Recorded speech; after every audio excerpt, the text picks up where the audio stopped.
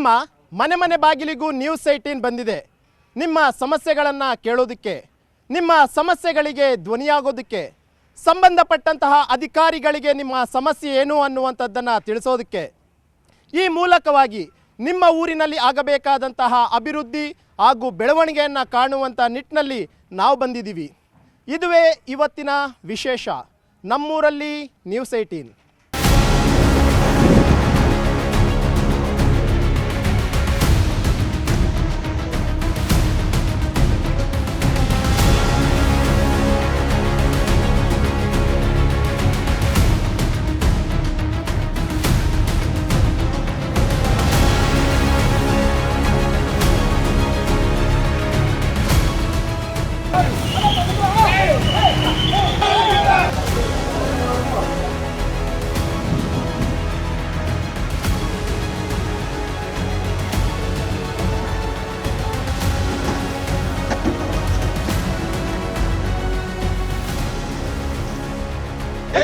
ಒಂದು ಎಕರೆಗೆ 4 ಟನ್ ಬೆಲೆ ಪರಿಹಾರ ಸಿಗಲೇಬೇಕು.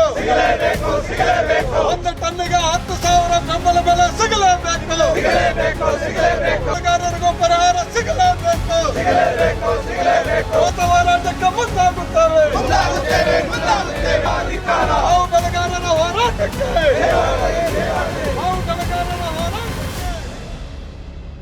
ಮಾವಿನ ನಗರಿ ಅಂತಾನೆ ಫೇಮಸ್ ಆಗಿರುವಂತಹ ಕೋಲಾರ ಜಿಲ್ಲೆಯ ಶ್ರೀನಿವಾಸಪುರದಲ್ಲಿ ನಾನಿದ್ದೀನಿ. ಕಳೆದ ಇಡೀ ತಿಂಗಳು ಶ್ರೀನಿವಾಸಪುರ ತಾಲ್ಲೂಕಿನಾದ್ಯಂತಲೂ ಕೂಡ ಅಷ್ಟೇ ಮಾವು ಬೆಳೆಗಾರರು ಪ್ರೊಟೆಸ್ಟ್ ಮಾಡಿದರು. ಬೆಂಬಲ ಬೆಲೆಯನ್ನು ಸರ್ಕಾರ ಕೊಡಲಿ ಅಂತೇಳಿ ರೋಡ್ಗಿಡಿದು ಪ್ರತಿಭಟನೆ ಮಾಡಿದರು. ಇದಕ್ಕೊಪ್ಪಿದಂತಹ ರಾಜ್ಯ ಮತ್ತು ಕೇಂದ್ರ ಸರ್ಕಾರ 4,040 ರೂಪಾಯಿ ಬೆಂಬಲ ಬೆಲೆಯನ್ನು ನಿಗದಿ ಮಾಡ್ತು. ಇನ್ನೇನು ಕಟಾವು ಮುಗಿಯೋದಕ್ಕೆ ಇನ್ನೊಂದು 10 ದಿನ ಇದೆ. ಈಗ ಕೊಟ್ಟಿರುವಂತಹ ಬೆಂಬಲ ಬೆಲೆಯ ಹಣ ವಾಪಸ್ ಹೋಗುವಂತಹ ಆತಂಕ ಕೂಡ ಶುರುವಾಗಿರುವಂಥದ್ದು. ಹಾಗಾದರೆ ಮತ್ತೆ ಮಾವು ಬೆಳೆಗಾರರು ರಸ್ತೆಗಿಳಿದು ಪ್ರತಿಭಟನೆ ಮಾಡೋದಕ್ಕೆ ಮುಂದಾಗಿದ್ದಾರೆ. ಯಾಕೆ ಮತ್ತೆ ಪ್ರೊಟೆಸ್ಟ್ ಮಾಡೋದಕ್ಕೆ ಮುಂದಾಗಿದ್ದಾರೆ ಅನ್ನುವಂಥದ್ರ ಬಗ್ಗೆ ಮಾತನಾಡೋದಕ್ಕೆ ಕೋಲಾರ ಜಿಲ್ಲೆಯಲ್ಲಿರುವಂಥ ಮತ್ತು ಅದರಲ್ಲೂ ಶ್ರೀನಿವಾಸಪುರದಲ್ಲಿರುವಂಥ ರೈತರು ನನ್ನ ಜೊತೆ ಇದ್ದಾರೆ. ಅವ್ರನ್ನೂ ಕೂಡ ನಾನು ಮಾತನಾಡಿಸ್ತೀನಿ. ಸರ್, ಒಂದು ಹೋರಾಟ ಮಾಡ್ತೀರಾ, 27 ದಿನ ನಿಮ್ಮ ಹೋರಾಟಕ್ಕೆ ಒಂದು ಪ್ರತಿಫಲವಾಗಿ ಬೆಂಬಲ ಬೆಲೆಯನ್ನು ಕೂಡ ಅಷ್ಟೇ ರಾಜ್ಯ ಮತ್ತು ಕೇಂದ್ರ ಸರ್ಕಾರ ಕೊಡುತ್ತೆ. ಈಗ ಮತ್ತೆ ಪ್ರೊಟೆಸ್ಟ್ ಮಾಡೋದಕ್ಕೆ ಮುಂದಾಗ್ತಿದ್ದೀರ ಅಂತ ಯಾವ ಕಾರಣಕ್ಕೆ ಅಂತ? ಈಗ ಬೆಂಬಲ ಬೆಲೆ ಏನಾಗಿದೆ, ನಾವು 27 ದಿನಗಳ ನಿರಂತರ ಹೋರಾಟ ಮಾಡಿದ ಮೇಲೆ ಬೆಂಬಲ ಬೆಲೆ ಕೊಟ್ಟಿರ್ತಕ್ಕಂಥದ್ದು. ಇವತ್ತು ಇನ್ನು ಬರೀ 15-20 ದಿನ ಮಾವಿನಕಾಯಿ ಹಾರ್ವೆಸ್ಟ್ ಮಾಡಲಿಕ್ಕೆ ಮಾತ್ರ ಕಾಲಾವಕಾಶ ಇತ್ತು. ಈಗ ಅದು ಏನಾಗ್ತಾಯಿದೆ, ಈಗ ಇರ್ತಕ್ಕಂಥ 101 ಕೋಟಿ ಹಣ ಏನು ಬಿಡುಗಡೆ ಮಾಡಿದ್ದಾರೆ, ಅದರಲ್ಲಿ ಒಂದು 10ರಿಂದ 15 ಕೋಟಿ ಮಾತ್ರ ಹಣ ಖರ್ಚಾಗುವ ಮಟ್ಟದಲ್ಲಿದೆ. ಯಾಕಂದರೆ ಕಾಯಿಗಳೆಲ್ಲ ಕಿತ್ತಾಕಿದ್ರು ಒಂದು, ಮತ್ತು ಗಿಡಗಳಲ್ಲಿ ಮರಗಳಲ್ಲಿ ಕಾಯಿಗಳು ಕೊಳೆತು ಮಚ್ಚ ರೋಗ ಬಂದು ತುಂಬ ಅನಾಹುತಕ್ಕೆ ಆಯಿತು. ಈಗ ಬೆಂಬಲ ಬೆಲೆ ಬರುತ್ತೆ ಆಮೇಲೆ ಕಾಯಿ ಕೀಳೋಣ ಅಂತ ಏನು ರೈತರು ಕಾದ್ಕೊಂಡಿದ್ರು, ಆ ಮರಗಳಲ್ಲೇ ಎಷ್ಟೋ ಕಾಯಿಗಳು ಕೊಳೆತೋದು. ಈಗ ನಾವು ಒಂದು ಟ್ರ್ಯಾಕ್ಟರ್ ಅಥವಾ ಒಂದು 10 ಟನ್ ಆಗುತ್ತೆ ಅಂತೇಳಿ ನಾವು ತೋಟಕ್ಕೆ ಹೋದರೆ 3 ಟನ್ 4 ಟನ್ ಮಾತ್ರನೇ ಕೈಗೆ ಸಿಗ್ತಾ ಇರೋದು, ಮಿಕ್ಕಿದ್ದೆಲ್ಲ ಕೊಳೆತು ಗಿಡಗಳ ಕೆಳಗಡೆ ಬಿದ್ದೋಗಿದೆ. ಸೊ ಇಂಥ ಸಂದರ್ಭದಲ್ಲಿ ಬೆಂಬಲ ಬೆಲೆ ಅದು ಸರಿಯಾಗಿ ಬಳಕೆ ಆಗ್ತಾ ಇಲ್ಲ. ಏನು ನಮಗೆ ಏನಾಗ್ತಾಯಿದೆ, ಮತ್ತು ಅದಕ್ಕೆಲ್ಲ ನಿಬಂಧನೆಗಳನ್ನು ಏನು ಇಟ್ಟಿದ್ದಾರೆ. ಇವತ್ತು ಒಂದು ರೈತರಿಗೆ 40,000 ರೂಪಾಯಿವರೆಗೂ ಮಾತ್ರ ಬೆಂಬಲ ಬೆಲೆ ತೊಗೋಬೋದು, 5 ಎಕರೆಗೆ 10 ಟನ್ ಮಾತ್ರ ಮಾವಿನಕಾಯಿ ಮಾತ್ರ ಬೆಂಬಲ ಬೆಲೆ ಕೊಡೋದು ಅಂತೇಳಿ ಎಲ್ಲ ನಿಬಂಧನೆಗಳನ್ನು ಮಾಡಿಟ್ಟಿರೋದ್ರಿಂದ ಕನಿಷ್ಠ ಪಕ್ಷ ಏನು ಮಾವಿನಕಾಯಿ ಹಾರ್ವೆಸ್ಟ್ ಆಗದಿರ ಇತ್ತು ಗಿಡಗಳಲ್ಲಿ, ಆ ಎಲ್ಲ ಮಾವಿನಕಾಯಿಗಳಿಗೂ ಸಹ ಬೆಂಬಲ ಬೆಲೆ ಸಿಗುವಂತಾಗಿದ್ದಿದ್ರೆ ಕನಿಷ್ಠ ಪಕ್ಷ ಒಂದು 30-40% ಆದರೂ ಯೂಸ್ ಆಗ್ತಾಯಿತ್ತು, 30-40 ಕೋಟಿ ಆದರೂ ವ್ಯಯ ಆಗ್ತಾಯಿತ್ತು. ಅದನ್ನು ಮಾಡ್ದಿರ ಬರೀ ನಿಬಂಧನೆಗಳೇ ಜಾಸ್ತಿ ಆಗಿರೋದ್ರಿಂದ ಈ ಬೆಂಬಲ ಬೆಲೆ ಸರಿಯಾಗಿ ಬಳಕೆ ಆಗ್ತಾಯಿಲ್ಲ. ಈ ಒಂದು ವಿಚಾರವಾಗಿ ಇವತ್ತು ಏನು ಬಳಕೆ ಆಗದಿರ ಮತ್ತು ಕಾನೂನು ತೊಡಗುಗಳು, ಇಲ್ಲಿ ಸರ್ವೆ ಪ್ರಾಬ್ಲಮ್ ಇರ್ಬೋದು, ಕ್ರಾಪ್ ಸರ್ವೆಯಲ್ಲಿ ನ್ಯೂನತೆಗಳಿರ್ಬೋದು. 4 ಎಕರೆ ನಮ್ಮ ಜಮೀನಿದೆ, 4 ಎಕರೆ ನಿಂತ್ಕೊಂಡ್ಬಂದರೆ ಬರೀ 1 ಎಕರೆಗೆ ಅಷ್ಟೇ ತೋರಿಸ್ತಾ ಇದೆ. ಈ ಎಲ್ಲ ಸಮಸ್ಯೆಗಳಿಂದ ಅದನ್ನು ಬಗೆಹರಿಸೋದು 15 ದಿನಗಳಾದರೂ ಸರ್ಕಾರ ಮತ್ತು ಅಧಿಕಾರಿಗಳಲ್ಲಿ ಆಗದೇ ಇರೋದ್ರಿಂದ ಆ ಬೆಂಬಲ ಬೆಲೆ ವಾಪಸ್ ಹೋದರೆ ಅದಕ್ಕೆ ಮತ್ತೆ ದೊಡ್ಡ ಮಟ್ಟದಲ್ಲಿ ಹೋರಾಟವನ್ನು ಕೈಗೆತ್ಕೊಳ್ಳೋ ಮಟ್ಟದಲ್ಲಿ ಹೋರಾಟವನ್ನು ಮಾಡ್ತಾ ಇದ್ದೀವಿ. ಒಂದು ವಿಚಾರ ಏನು ಅಂತಂದರೆ, 5 ಎಕರೆಗೆ 10 ಟನ್ನಿಗೆ ಮಾತ್ರ ಬೆಂಬಲ ಬೆಲೆ ಕೊಡ್ತೀವಿ. ಎಷ್ಟು? 40,400 ರೂಪಾಯಿ ಕೊಡ್ತೀವಿ ಅಂತೇಳಿ. ನಿಮ್ಮ ಡಿಮ್ಯಾಂಡ್ ಇರುವಂಥದ್ದು 5 ಎಕರೆ ಬೇಡ 10 ಎಕರೆ ಮಾಡಿ ಅಂತ ಹೇಳ್ತಿದ್ದೀರಾ. ಮಾಡ್ತಾರೆ ಅನ್ನೋಂಥ ಹೋಪ್ಸ್ ಇದೆಯಾ ಸರ್? ಮಾಡ್ತೀವಿ ಅಂತೇಳಿ ಮೊನ್ನೆ ಉಸ್ತುವಾರಿ ಮಿನಿಸ್ಟ್ರುಗಳಿಗೂ 10 ದಿವಸ ಕೆಳಗಡೆ ನಾವು ಒಂದು ಪತ್ರವನ್ನು ಕೊಟ್ಟಿದ್ದೀವಿ. ಅದೇ ರೀತಿಯಾಗಿ ಜಿಲ್ಲಾಧಿಕಾರಿಗಳ ಗಮನಕ್ಕೂ ತಂದಿದ್ದೀವಿ. ಜಿಲ್ಲಾಧಿಕಾರಿಗಳು ಈ ಬಗ್ಗೆ ರಾಜ್ಯಕ್ಕೂ ಮತ್ತು ಕೇಂದ್ರ ಸರ್ಕಾರ ಗಮನಕ್ಕೂ ಸೆಳೆದಿದ್ದಾರೆ. ಇದು ಮೊನ್ನೆನೇ ಆಗ್ತೀರಿ ಅಂತ ಹೇಳಿದಂಥವರು ಇದುವರೆಗೂ ಯಾವುದೇ ತರಹ ಆರ್ಡರ್ ಆಗಿಲ್ಲ, ಜೀವ ಯಾವುದು ಪಾಸ್ ಆಗಿಲ್ಲ. ನಮಗೆ ಅದಾಗುತ್ತೆ ಅಂತ ನಮಗೆ ತುಂಬ ಕಾನ್ಫಿಡೆನ್ಸ್ ಇತ್ತು, ಆದರೆ ಇದುವರೆಗೂ ಮಾಡಿಲ್ಲ ಸರ್. ನೀವು 27 ದಿನ ಪ್ರೊಟೆಸ್ಟ್ ಮಾಡ್ತೀರಾ. ಪಾಪ ಮಾವಿನಕಾಯಿ ಬೆಳೆದಿರೋ ಅಂತನ್ನ ರೋಡ್ಗೆ ಹಾಕ್ಕೊಂಡು ನಾವು ಅನ್ಯಾಯ ಆಗಿದೆ, ರೋಡ್ಗೆ ಬಿದ್ದಿದ್ದೀವಿ ಅಂತ ಸರ್ಕಾರಕ್ಕೆ ತೋರಿಸ್ತೀರಾ. ಕೊನೆಗೆ ಬೆಂಬಲ ಬೆಲೆ ಕೊಡ್ತಾರೆ. ಕಟಾವು ಹಂತ್ಯದಲ್ಲಿ ಬೆಂಬಲ ಬೆಲೆ ಕೊಡೋದಕ್ಕೆ ಮುಂದಾಗಿದೆಯಲ್ಲ ಸರ್ಕಾರ, ಏನು ಹೇಳ್ತೀರಾ ಇದಕ್ಕೆ? ಹೇಳ್ಬೇಕಂದ್ರೆ ನಮ್ಮ ಇಲ್ಲಿ ತಾಲೂಕಿನ ರೈತ ಹೋರಾಟ ಅವರಿಂದ ಇಷ್ಟೊಂದು ಇದಾಗಿದ್ದಿಲ್ಲ ಅಂದರೆ ತುಂಬ ಕಷ್ಟ ಆಗ್ತಾ ಇದೆ. ಇವರು ಹೋರಾಟಗಾರ ಮಾಡದೇ ಇದ್ದಿದ್ರೆ ಖಂಡಿತವಾಗಿ ಸರ್ಕಾರ ಈ ಕಡೆ ಗಮನ ಕೊಡ್ತಾ ಇರಲಿಲ್ಲ. ದಯವಿಟ್ಟು ಇವರಿಗೆ ಆಯೋ ಟೈಮ್ನಲ್ಲಿ ಅವನ್ನ ಕೈ ಹಿಡಿತಾರೆ ಅಂತಂದ್ರೆ ಎಷ್ಟರ ಮಟ್ಟಿಗೆ ಸರಿ ಅದು ಅಂತ. ಅದೇ ತಪ್ಪು ಸರ್, ಸರ್ಕಾರ ತಪ್ಪು ಮಾಡಿದೆ. ನಮ್ಮ ಸಂಘಟನೆಗಳಿಂದ, ನಮ್ಮ ರೈತ ಸಂಘ ಹೋರಾಟದಿಂದ, ಮಾವು ಬೆಳೆಗಾರ ಸಂಘದಿಂದ ಅವ್ರಿಗಂತೂ ನಾವು ಜನರಲ್ಲ ಅವ್ರನ್ನ ಇನ್ನೂ ಕೊಟ್ಟಿದ್ರೆ ಇನ್ನೂ ಸರ್ಕಾರ ಇನ್ನೂ ಇದು ಪ್ರೋತ್ಸಾಹ ಕೊಡ್ತಾ ಇತ್ತು. ಆಲ್ಮೋಸ್ಟ್ ಈ ಶ್ರೀನಿವಾಸಪುರ ಅಂತಂದರೆ ಮಾವಿನಕಾಯಿಗೆ ಫೇಮಸ್ಸು ಒಡಿ ವರ್ಲ್ಡಲ್ಲಿ. ಜೊತೆಗೆ ಆಲ್ಮೋಸ್ಟ್ ಒಂದು 25,000 ಹೆಕ್ಟೇರ್ಗಿಂತ ಅತಿ ಹೆಚ್ಚು ಮಾವನ್ನು ಬೆಳಿತೀರ ನೀವು. ಈ ಕನ್ಕ್ಲೂಷನ್ ಮೂಮೆಂಟ್ ಸರ್, ಆಲ್ಮೋಸ್ಟ್ ಬೆಂಬಲ ಬೆಲೆ ಕೊಟ್ಟು ಒಂದು 15-20 ದಿನ ಆಗಿರ್ಬೋದು ಅಷ್ಟೇ. ಅದು ಯಾಕೆ ಆರಂಭದಲ್ಲೇ ಬೆಂಬಲ ಬೆಲೆ ಕೊಡೋದಕ್ಕೆ ಸರ್ಕಾರ ಮುಂದಾಗಿಲ್ಲ? ದಿಢೀರಾಗಿ ಯಾಕೆ ಮಾವಿನಕಾಯಿಗೆ ಬೆಲೆ ಕುಸಿತಾಯಿತು? ಈಗ ತಾವೆಲ್ಲ ಹೇಳಿದಾಗೆ ದಿಢೀರ್ ಕುಸಿತ ಆಗಿದ್ದು ಲಾಸ್ಟ್ ಇಯರೇ ಈ ಕುಸಿತದ ಬಗ್ಗೆ ಆಂಟಿಸಿಪೇಷನ್ ಇತ್ತು. ನಮ್ಮವ್ರು ಯಾರು ಎಚ್ಚರಿಕೆ ತಗೊಳ್ಳಿಲ್ಲ. ಕಳೆದ ವರ್ಷ ಹೊಸೂರಿನಲ್ಲಿ ಪಲ್ ಫ್ಯಾಕ್ಟ್ರೀಸ್ ಎಲ್ಲ ಲಾಸ್ಟ್ 15 ಡೇಸ್ ಇದ್ದಾಗೆ ರೇಟ್ಸ್ ಎಲ್ಲ ಕಡಿಮೆ ಮಾಡಿಬಿಟ್ರು. ನಮ್ಮವ್ರು ಎಚ್ಚರಿಕೆ ತಗೊಳ್ಳಿಲ್ಲ. ಈ ಸಲನೂ ಇದು ಬಂದ ತಕ್ಷಣವೇ ಆಂಧ್ರ ಪ್ರದೇಶ ಸರ್ಕಾರ 7ನೇ ತಾರೀಕು ಆದೇಶ ಕೊಡೋವರೆಗೂ ನಮ್ಮಲ್ಲಿ ಇಲ್ಲಿ ಮ್ಯಾಂಗೋ ಮಂಡಿ ಆಗ್ಬೋದು, ಬೇರೆಯವರು ಕೂಡ ಅದನ್ನು ನಾವು ಈ ಸಲ ರೇಟ್ ಕಡಿಮೆ ಆಗುತ್ತೆ ಅಂತ ಏನು ಇಲ್ಲಿನ ಅಧಿಕಾರಿಗಳಿಗೆ, ಲೋಕಲ್ ಅಧಿಕಾರಿಗಳಿಗೆ ಹೇಳಿದ್ರೆ ಒಬ್ಬರು ತಗೊಳ್ಳಿಲ್ಲ. ಶ್ರೀನಿವಾಸಪುರದ ಮಾವಿನಕಾಯಿಗೆ ಈ ಸಲ ಬೆಲೆ ಕಂಪ್ಲೀಟಾಗಿ ಕುಸಿತಾಯಿತು. ಬೇರೆ ರಾಜ್ಯದ ಮಾವಿನಕಾಯಿ ಬೆಲೆಗೆ ಕೊಡುವಂತಹದ್ರ ಬೆಲೆ ಶ್ರೀನಿವಾಸಪುರದ ಮಾವಿನಕಾಯಿ ಯಾಕೆ ಸಿಕ್ಕಿಲ್ಲ ಈ ಸಲ ಅಂತ? ಸರ್, ಶ್ರೀನಿವಾಸಪುರ ಮಾವು ಯಾಕೆ ಅಂತ ಕುಸಿತ ಅಂದರೆ ಇಡೀ ನಮ್ಮ ರಾಜ್ಯದಲ್ಲಿ ಬೇರೆ ಹೊರ ರಾಜ್ಯದಲ್ಲಿ ಒಂದೇ ಸಲ ಕ್ರಾಪ್ ಬಂದಾಗ ಆ ಒಂದು ಆಂಧ್ರ ಪ್ರದೇಶದಲ್ಲಿ ಒಳ್ಳೆ ಮಾವು ಬೆಳೀತಾ ಇದೆ. ನಮ್ಮ ರಾಜ್ಯಕ್ಕೆ ಅವ್ರು ಇತಿಹಾಸ ಮಾಡಿದೆ, ಆ ಕಂಪ್ನಿಗಳು ಜಾಸ್ತಿ ಇದ್ದಾವೆ ಅಲ್ಲಿ. ನಮ್ಮ ಕೋಲಾರ ಜಿಲ್ಲೆಯಲ್ಲಿ ಶ್ರೀನಿವಾಸ ಅತಿ ಹೆಚ್ಚು ಮಾವು ಕೊಡ್ತಾ ಇದ್ದೀವಿ, ಆದರೆ ಈ ಕಂಪ್ನಿಗಳು ಬೈಲ್ಲ ಇಲ್ಲಿ. ಅದಕ್ಕೆ ಇವತ್ತು ಮಾವು ಕುಸಿತ ಆಗಿದೆ. ಅಂದರೆ ಇವತ್ತು ರೈತರನ್ನ ನಾವು ಇದ್ದೀವಿ ಸರ್ಕಾರ ಅಂತ ಯಾವ ಸರ್ಕಾರ ಇದು ಹೇಳಿಲ್ಲ, ರೈತ ಬರೋ ಇಲ್ಲ. ಇವತ್ತು ಇಷ್ಟೊಂದು ರೈತ ಇವತ್ತು ಬೀದಿಗೆ ಬಂದಿದ್ದು ಕೂಡ ಸರ್ಕಾರ ಎಚ್ಚೆತ್ತುಕೊಳ್ಳಿದೆ ಅಂದರೆ ಇವತ್ತು ದುರುದ್ದೇಶಿ ಸರ್ಕಾರ ಅಂತ ಹೇಳ್ತೇವೆ ನಾವು. ಒಂದು ವೇಳೆ ನೀವೆಲ್ಲಾನು 27 ದಿನ ಪ್ರೊಟೆಸ್ಟ್ ಮಾಡಿಲ್ಲ ಅಂತಂದರೆ ಬಹುಶಃ ಈ ಬೆಂಬಲ ಬೆಲೆನೂ ಬಹುಶಃ ಸರ್ಕಾರ ಕೊಡುವಂಥ ಮನಸ್ಸು ಮಾಡ್ತಿರ್ಲಿಲ್ಲ ಅನ್ಸುತ್ತಲ್ವಾ? ಹೌದು ಸರ್, ಮಾಡ್ತಿರ್ಲಿಲ್ಲ. ಇದು ಒಂದು ವರ್ಷದಲ್ಲ, ಶಾಶ್ವತವಾಗಿ ಇದು ಒಂದೇ ವರ್ಷದ ಬೆಳೆ ಅಲ್ಲ, ಪ್ರತಿ ವರ್ಷ ಬರ್ತಾ ಇರುತ್ತೆ. ಶಾಶ್ವತ ಒಂದು ಪರಿಹಾರ ಸ್ಟೇಟ್ ಗೌರ್ಮೆಂಟು ಸೆಂಟ್ರಲ್ ಗೌರ್ಮೆಂಟ್ ಇಬ್ಬರೂ ಸೇರಿ ಮಾಡಿದ್ರೆ ನಮ್ಮ ಡಿಸ್ಟಿಕ್ಗೆ ತುಂಬ ಅನುಕೂಲ ಆಗುತ್ತೆ ರೈತರಿಗೆ. ಇದೊಂದು ಬಜೆಟಲ್ಲಿ ಒಂದು ಇದು ಮಾಡಬೇಕು. 4,040 ರೂಪಾಯಿ ಬೆಂಬಲ ಬೆಲೆ ಘೋಷಣೆ ಮಾಡ್ತು. ಕೇಂದ್ರ ಸರ್ಕಾರ ಅರ್ಧ ಕೊಡೋವಂಥದ್ದು, ರಾಜ್ಯ ಸರ್ಕಾರ ಅರ್ಧ ಕೊಡೋದು ಅಂಥದ್ದು. ನೀವು ಅಲ್ಲಿಗೂ ಕೂಡ ಅಷ್ಟು ಡಿಮ್ಯಾಂಡ್ ಮಾಡಿದ್ವಿ, ರಾಜ್ಯ ಸರ್ಕಾರ ಇನ್ನೂ ಹೆಚ್ಚಾಗಿ ಕೊಡಬೇಕು ಅಂತೇಳಿ. ಆದರೆ ಸಿದ್ದರಾಮಯ್ಯ ಒಂದು ಮಾತು ಹೇಳ್ತಾರೆ, ಕೇಂದ್ರ ಸರ್ಕಾರ ಎಷ್ಟು ಕೊಡ್ತೋ ಅಷ್ಟು ಕೊಡ್ತೀವಿ ನಾವು ಅಂತೇಳಿ. ಯಾಕೆ ಸಿದ್ದರಾಮಯ್ಯ ಅವರ ರಾಜ್ಯ ಸರ್ಕಾರ ಯಾಕೆ ನಾವು ಜಾಸ್ತಿ ಕೊಡ್ತೀವಿ ಕೇಂದ್ರ ಸರ್ಕಾರಕ್ಕಿಂತ ಅಂತ ಅನ್ನಲಿಲ್ಲ? ಸರ್, ಅವರು ರಾಜ್ಯ ಸರ್ಕಾರದವರು ಬೇರೆ ಬೇರೆ ವಿಷಯಗಳಿಗೆಲ್ಲ 100 ಕೋಟಿ 1000 ಕೋಟಿ ಬಿಡುಗಡೆ ಮಾಡ್ತಾರೆ. ರೈತನು ಮೂರ್ತಿಗೆ ಬೆಣ್ಣೆ ವರ್ಷ ಕೆಲಸ ಈಗ ಮಾಡಿರೋದು. ರೈತ ಆಲ್ರೆಡಿ ಸತ್ತೋಗಿದ್ದಾನೆ. ರೈತ ಇಲ್ಲಿ ಶ್ರೀನಿವಾಸಪುರದಲ್ಲಿ 80% ಮ್ಯಾಂಗೋ ನಂಬ್ಕೊಂಡು ರೈತ ಬದುಕ್ತಾ ಇರೋದು. ಒಂದು ಎಕರೆಗೆ 25,000 ಬೆಂಬಲ ಬೆಲೆ ಕೊಟ್ಟಿದ್ದರೆ ಇವತ್ತು ರೈತ ಬದುಕ್ತಾ ಇದ್ದ. ಅದು ಮಾಡಲಿಲ್ಲ. ಇವತ್ತು ಬೆಣ್ಣೆ ವರ್ಷ ಕೆಲಸ ರಾಜ್ಯ ಸರ್ಕಾರ ಕೇಂದ್ರ ಸರ್ಕಾರ ಮಾಡಿರೋದು. 101 ಕೋಟಿ ರೂಪಾಯಿ ಸದ್ಯಕ್ಕೆ ರಿಸರ್ವ್ಡ್ ಆಗಿ ಬೆಂಬಲ ಬೆಲೆಗೆ ಅಂತಲೇ ಸರ್ಕಾರ ಇಟ್ಟಿರುವಂಥದ್ದು. ಅದರಲ್ಲಿ ನನ್ನ ಪ್ರಕಾರ ಒಂದು 15 ಕೋಟಿ ಖರ್ಚಾದರೆ ಹೆಚ್ಚು. ಇನ್ನೊಂದು 10 ದಿನದಲ್ಲಿ ಅಂದರೆ ಇನ್ನೊಂದು 10 ಕೋಟಿ ಆದರೆ 25 ಕೋಟಿ ಆಗ್ಬೋದು. ಇನ್ನು ಉಳಿದಿರುವಂಥ 75 ಕೋಟಿ ವಾಪಸ್ ಹೋಗುತ್ತಲ್ಲ, ಇದಕ್ಕೆ ಏನು ಹೇಳ್ತೀರಾ ನೀವು? ಅದಕ್ಕೆ ಸರ್ಕಾರ ಕೂಡಲೇ ಸ್ವಲ್ಪ ಮುಜೂರಿ ತೊಗೊಂಡು ಅಮೌಂಟ್ ಎಲ್ಲ ಹಂಗೆ ಇಟ್ಟು ರೈತರಿಗೆ ಕೊಟ್ಟರೆ ಚೆನ್ನಾಗಿ ಆಗುತ್ತೆ ಸರ್ ನಮಗೆಲ್ಲ. ನೀವು ಈಗ ಆಲ್ಮೋಸ್ಟ್ ಎಲ್ಲರೂ ಬೆಂಬಲ ಬೆಲೆ ಕೊಡೋದಕ್ಕಿಂತ ಮೊದಲೇ ಮಾರ್ಕೊಂಡು ಬಿಟ್ಟಿದ್ದಾರೆ. ಬಿಡಪ್ಪ ಬೆಲೆ ಕುಸಿದೋಗುತ್ತಂತೆ, ಎಷ್ಟಕ್ಕೆ ಹೋದರೆ ಅಷ್ಟಕ್ಕೆ ಹೋಗ್ಲಪ್ಪ ಅಂತ ಮಾರಿಬಿಟ್ಟಿದ್ದಾರೆ.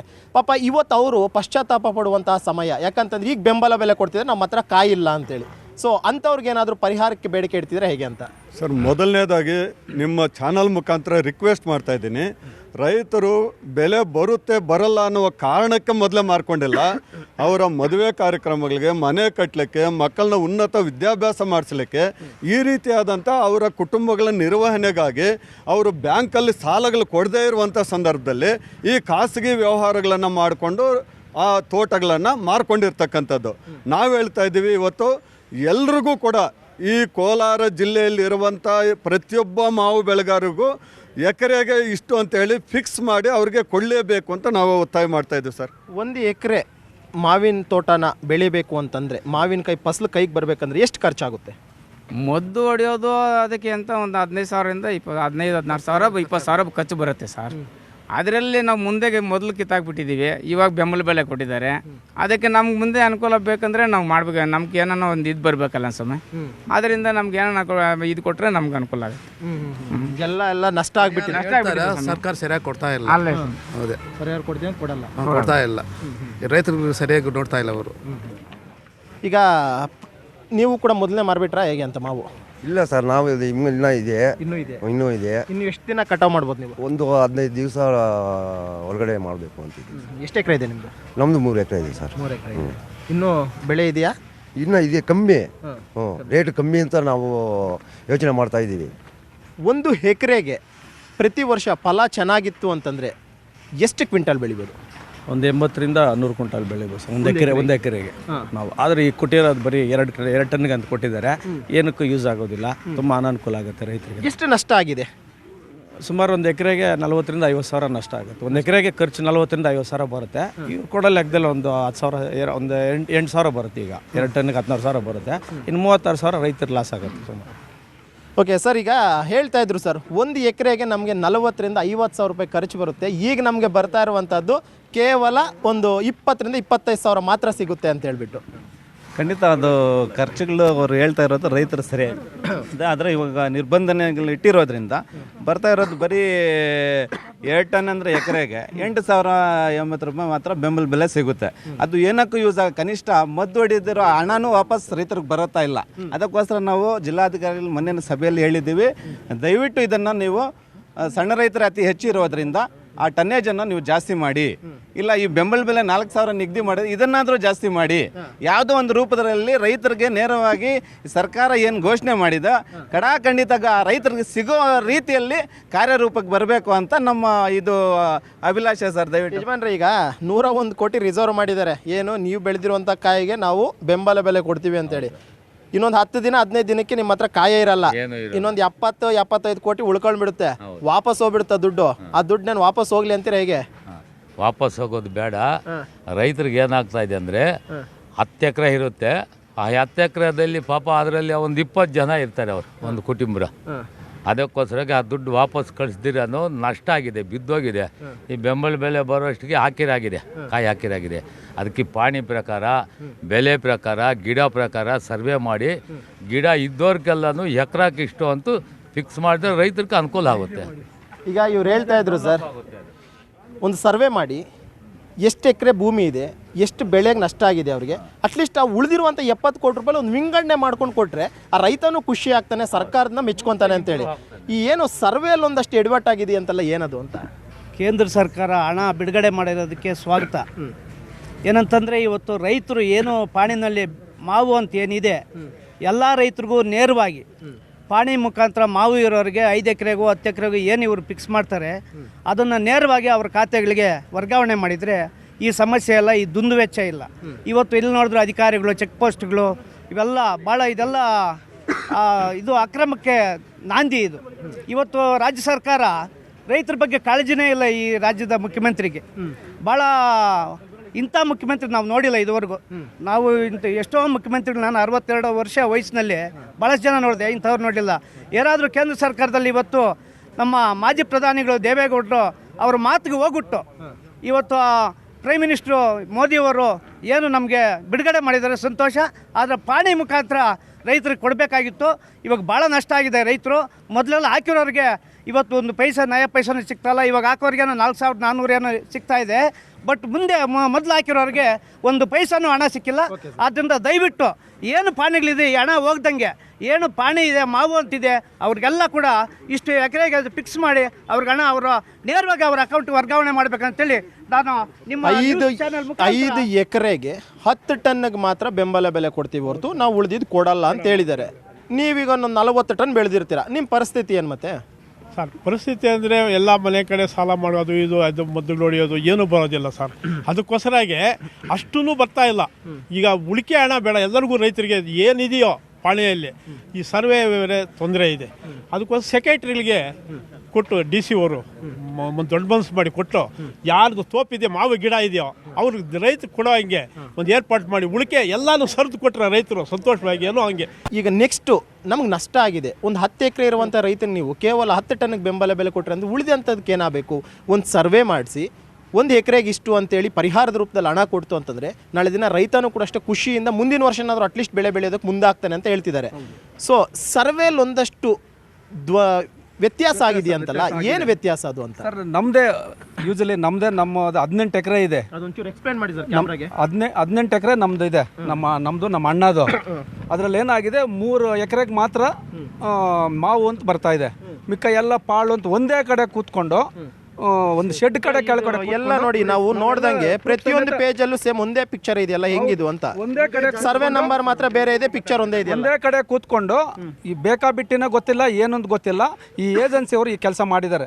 ದಯವಿಟ್ಟು ಇದಕ್ಕೆ ಏಜೆನ್ಸಿ ಸರ್ ಅದು PR ಅಂತೇಳಿ ಪ್ರೈವೇಟ್ ಏಜೆನ್ಸಿ ಅವರು. ಈಗ ಇದರಲ್ಲಿ ಸರಿಯಾದ ಲೋಪದೋಷಗಳು ಮೇಲ್ನೋಟಕ್ಕೆ ಕಂಡು ಬರ್ತಾ ಇದೆ. ಇದನ್ನ ಜಿಲ್ಲಾಧಿಕಾರಿಗಳ ಗಮನಕ್ಕೆ ತಂದ್ರ ಏನಂದ್ರೆ ಅವರು ಅಂತ? ಆಯ್ತು, ಎಲ್ಲ ಸರಿಪಡಿಸ್ತೀವಿ ನಿಮಗೆ, ಕೆಲವೇ ಇದರಲ್ಲಿ ನೀವು ಸರಿಪಡಿಸ್ಕೊಡ್ತೀವಿ, ಅನುಕೂಲ ಮಾಡ್ಕೊಡ್ತೀವಿ ಅಂತ. ನೆನ್ನೆಲ್ಲ ಮಾವು ಕಟಾವೆಲ್ಲಾನು ಮುಗ್ದಿದ್ದಾದ್ಮೇಲೆ ಸರಿಪಡಿಸ್ತಾರಂತ ಏನಂತ ಗೊತ್ತಿಲ್ಲ. ನೆನ್ನೆಲ್ಲ ನಮ್ಮ ಅಧ್ಯಕ್ಷರು ಎಲ್ಲ ನಾವು ಟೋಟಲಿ ಹೋಗಿ ರಿಕ್ವೆಸ್ಟ್ ಮಾಡಿದಾಗ ನಿಮ್ಗೆ ಸರಿಪಡಿಸ್ಕೊಡ್ತೀವಿ, ಅನುಕೂಲ ಮಾಡ್ತೀವಿ ಅಂತ ಇದ್ದಾರೆ. ದಯವಿಟ್ಟು ಅನುಕೂಲ ಮತ್ತು ಸುಮಾರು ಉಳಿದೋಗುತ್ತೆ, ಅದು ಬೇಡ, ರಿಸರ್ವ್ ಆಗಿ ಆದರೂ ಮಾಡಿ ನೆಕ್ಸ್ಟ್ ವರ್ಷಕ್ಕೆ ಈ ಮಾವು ಮಂಡಳಿ ಅಂತಿದೆ ಅದರಲ್ಲಾದರೂ ಎಷ್ಟಾದರೆ ಅಷ್ಟು ದುಂದುವೆಚ್ಚ ಆಗದಿರ ರೈತರಿಗೆ ಅನುಕೂಲ ಮಾಡಲಿ. ಎರಡನೇದು ರಿಸರ್ವ್ ಮಾಡಿ ಮಾವು ಮಂಡಳಿ ಇದೆಯಲ್ಲ ಅದಕ್ಕಾದರೂ ಇದು ಮಾಡಿದರೆ ಒಳ್ಳೆಯದು. ಯಾರು ಸರ್ ನಿಮ್ಮ ಭಾಗದ ಶಾಸಕರು ಯಾರು? ಸರ್ GK ವೆಂಕಟೇಶ್ವರರೆಡ್ಡಿ ಅವರು.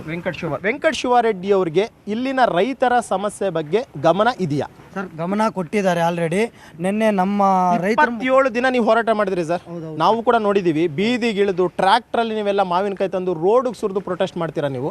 ಆ ಟೈಮ್ನಲ್ಲಿ ಅವ್ರು ನಿಮ್ಮ ಬೆಂಬಲಕ್ಕೆ ನಿಂತಿದ್ರ? ಸರ್ ಇವಾಗ ನಾವು ನಮ್ಮ ಚಿನ್ನಪ್ರೆಡ್ಡಿ ಅಣ್ಣನವರು ಮುಖಾಂತರವಾಗಿ GK ವೆಂಕಟೇಶ್ವರರೆಡ್ಡಿ ಅವರ ಹತ್ರ ಖುದ್ದಾಗಿ ಹೋದಾಗ GK ವೆಂಕಟೇಶ್ವರರೆಡ್ಡಿ ಅವರು DC ಗೆ ನಮ್ಮ ರೈತರ ಮುಂದೆನೇ ಫೋನ್ ಮಾಡಿ ಇಲ್ಲಿರ್ತಕ್ಕಂಥ ಲೋಪದೋಷಗಳ ಬಗ್ಗೆ ಸ್ವಲ್ಪ ಗಮನ ಹರಿಸಿ, ಈ ಮಣ್ಣಿನ ಗುಣಮಟ್ಟ ಹೆಂಗಿದೆ ಅಂದರೆ 1 ಎಕರೆಯಲ್ಲಿ ನಾವು ಕನಿಷ್ಠ 15ರಿಂದ 20 ಟನ್ ಬೆಳಿತೀವಿ, ಅಂಥದ್ರಲ್ಲಿ ನೀವು 5 ಎಕರೆಗೆ 10 ಟನ್ ಕೊಡೋದು ತಪ್ಪು.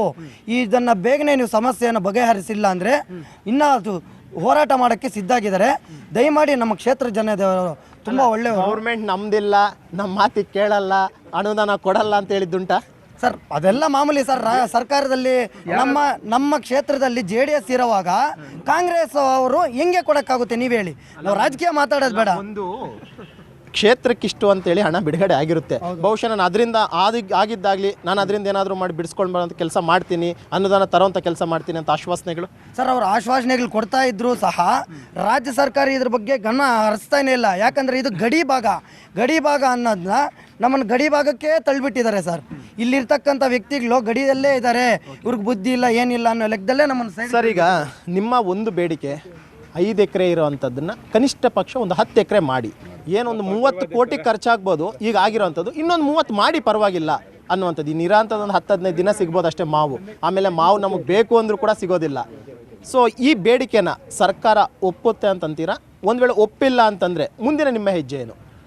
ಇವತ್ತು ಏನು ಈಗ 101 ಕೋಟಿ ಹಣ ಏನು ನಾವು ಈಗ ಸರ್ಕಾರದಿಂದ ಕಳಿಸಿದ್ದಾರೆ, ಆ 101 ಕೋಟಿ ಹಣ ಏನು ಇವತ್ತು ಖರ್ಚಾಗದೆ ಏನಾದರೂ ಉಳಿಕೆ ಆದಲ್ಲಿ ಆ ಹಣವನ್ನು ಸಂಪೂರ್ಣವಾಗಿ ಮಾವು ಬೆಳೆಗಾರರಿಗೆ ಮೀಸಲಿಡಬೇಕು. ಇವತ್ತು ಅವರು ಬರೀ 25 ದಿನಗಳ ಹೋರಾಟದ ನಂತರ ಏನು ಬೆಂಬಲ ಬೆಲೆಯನ್ನು ಕೊಟ್ಟಿದ್ದಾರೆ, ಆ ಒಂದು 25 ದಿನಗಳಲ್ಲಿ ಕಾಯಿಗಳನ್ನು ಕಿತ್ತು ಏನು ಮಾರ್ಕೆಟ್ಗೆ ಹಾಕಿದ್ದಾರೆ, ಆವತ್ತು ಬೆಲೆ ಇಲ್ಲದಿರೇ ಮಾರ್ಕೆಟ್ ಕಾಯಿಗಳನ್ನು ಕಿತ್ತಾಕಿರ್ತಕ್ಕಂಥದ್ದು. ಆ ರೈತರಿಗೂ ಸಹ ಹೆಕ್ಟೇರ್ ಲೆಕ್ಕದಲ್ಲಿ ಅವ್ರಿಗೂ ಸಹ ಒಂದು ಪರಿಹಾರವನ್ನು ಘೋಷಣೆ ಮಾಡಬೇಕು. ಮತ್ತು ಇವತ್ತು ಏನು ನಾವು ಡಿಮ್ಯಾಂಡನ್ನು ಇಟ್ಟಿದ್ದೀವಿ, 1 ಎಕರೆಗೆ 2 ಟನ್ನು ಮತ್ತು 5 ಎಕರೆಗೆ 10 ಟನ್ನು ಅಂತೇಳಿ ಏನು ನಿಗದಿ ಮಾಡಿದ್ದೀರಾ, ಅದನ್ನು 10 ಎಕರೆಗೆ 20 ಟನ್ನಿಗೆ ಏರಿಸಬೇಕು ಅಂತೇಳಿ 1 ಎಕರೆಗೆ 4 ಟನ್ ಅಂತಾದರೂ ಕನಿಷ್ಠ ಪಕ್ಷ 5 ಎಕರೆಯಲ್ಲೇ ನಾವು ಇಡಬೇಕು ಅಂದರೆ ಅತಿ ಸಣ್ಣ ಮತ್ತು ಸಣ್ಣ ರೈತರಿಗೆ ಅನುಕೂಲ ಆಗುತ್ತೆ ಅನ್ನೋದಾದರೆ 1 ಎಕರೆಯಲ್ಲಿ ಏನು 2 ಟನ್ ನೀವು ನಿಗದಿ ಮಾಡಿದರೆ ಅದನ್ನು 4 ಟನ್ಗೆ ಮಾಡಿ 20 ಟನ್ ಆಗುತ್ತೆ. ಆವಾಗಾದರೂ ಕನಿಷ್ಠ ಪಕ್ಷ ಒಂದು 80,000 ರೂಪಾಯಿ ಒಬ್ಬ ರೈತನಿಗೆ ಒಂದು ಸಿಕ್ಕಂತಾಗುತ್ತದೆ.